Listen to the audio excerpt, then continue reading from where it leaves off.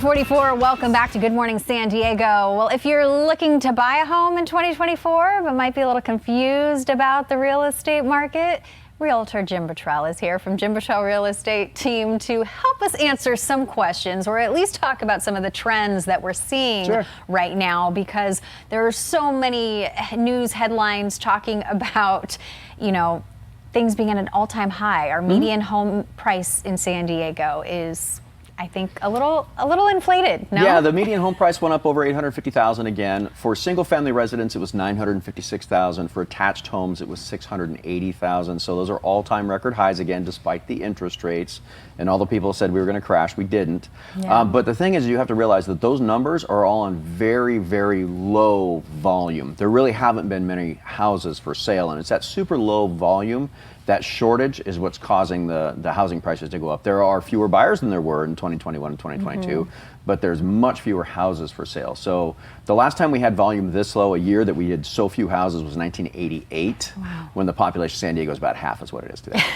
So the inventory just isn't there, so it's keeping those prices high. But I think what is so surprising is that little nugget that you said, that, you know, it didn't crash. When we saw 6-7% interest mortgage rates, you know, people were still buying homes. Yeah.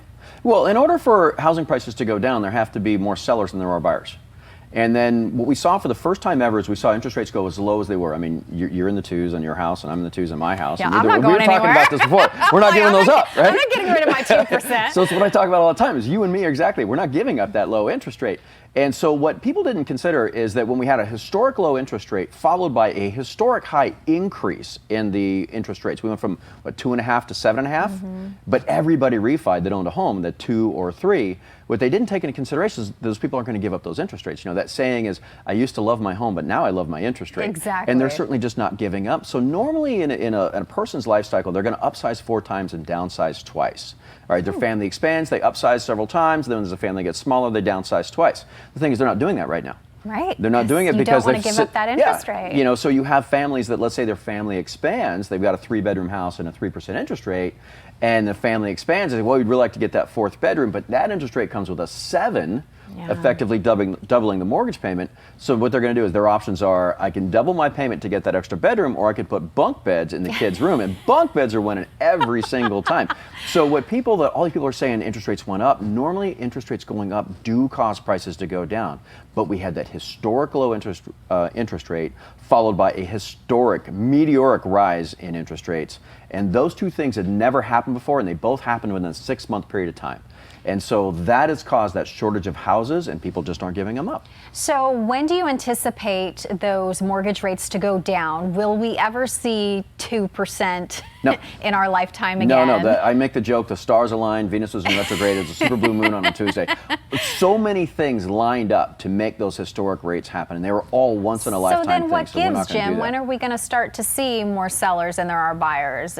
When will we see things start to, what maybe we would call normalize, or maybe see a 4% mortgage rate instead of a 6 or 7? Well, I don't think we're going to see that. Wow. So we do, you know, if we're going to get into a forecast a little bit, I'm a big macroeconomics guy. I'm a nerd when it comes to that stuff. And I'm looking at the Fed as they've changed their policies. They're now going to start easing, loosening a little bit.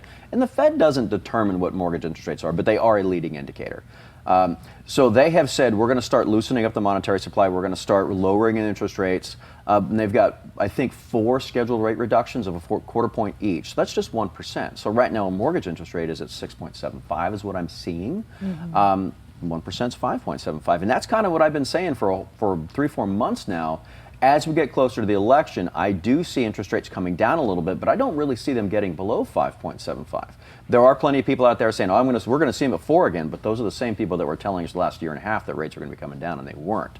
So I don't see interest rates coming down. I mean, we're kind of historically where we're supposed to be. Right. And of course, unless something crazy happens, you know, we go into recession, something like that. And you always advise, because people are holding out if they're renting, and you always say, hey, get in. You just may have to lower your standards of what you where you think you should be, and I think that's great advice. That's a very tough conversation to have. Yeah. But for those people that are renting, that first house, as much as I hate to say it, but your first house, it's not your dream home. Right. Nobody's first house is it. It wasn't your dream home. It wasn't my dream home. It was a necessary stepping stone to get to the dream home. You start getting the tax benefits. You start getting the appreciation, the principal reduction. You're in the game now. You become immune to everything that happens in the markets because if we want to talk about the forecast 2024, we're going to see housing prices go up. Everything I look at is somewhere between 5 and 6% is what we're seeing, and appreciation. And rates really aren't going to come down that much. And really quickly before we go, is it still advantageous, you think, for people to move out of California?